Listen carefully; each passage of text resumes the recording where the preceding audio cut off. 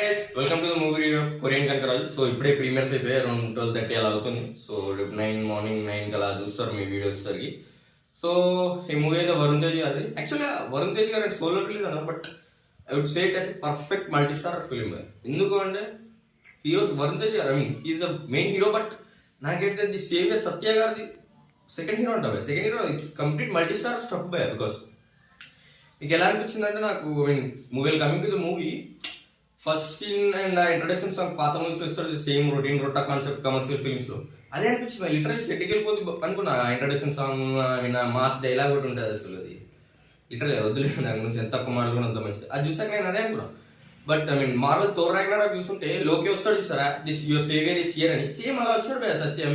నాకైతే అలానే అనిపించింది తన కామెడీతో కానీ అది అని హిలేరియస్ గా చాలా హిలేరియస్ అనిపించింది భయ ఫస్ట్ హాఫ్ మొత్తం. Well coming to Varun Tej గారిది is that a great job భయ. తనకున్న పర్సనాలిటీకి ఇప్పటివరకు ఎవరు అంత పర్ఫెక్ట్ వాడుకోలేదు. స్టిల్ ఈ మూవీలో కూడా అంత వాడుకోలేదు. ఒక పొటెన్షియల్ 75-80% వాడుకున్నారేమో. బికాస్ ఆ హైట్కి తను ఎంతమందిని కూడా నమ్ముతాం బై. బికాస్ ఆ హైట్ అండ్ పర్సనాలిటీకి వీళ్ళ హెయిర్ స్టైల్ కాస్ట్యూమ్స్ నాకైతే నచ్చలేదు, బట్ మీతో కొంతమందికి నచ్చింది, బట్ నాకైతే I didn't like it. It could be better. వీళ్ళ పర్ఫార్మెన్స్ అయితే బాగుంది. అండ్ వీళ్ళ హీరోకి హీరోయిన్కి chemistry didn't like it.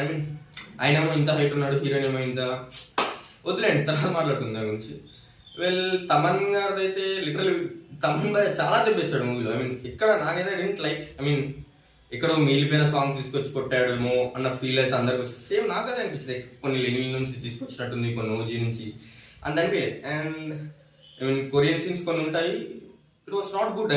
Not up to the mark. అంటే కొరియన్ కనుక టైటిల్లోనే పెట్టినప్పుడు ఇట్ కుడ్ బి బెటర్. కొంచెం లిటిల్ రీసెర్చ్ చేస్తుంటే it could be better.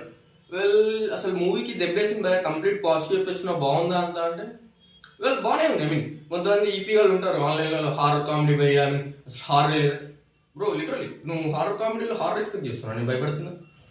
Horror comedy, horror element okay, comedy అయితే వేరే లెవెల్ చెప్తున్నా. Comedy it's good. Second half లో Satya literally చాలా ట్రై చేశాడు మూవీని హిట్ చేద్దామని.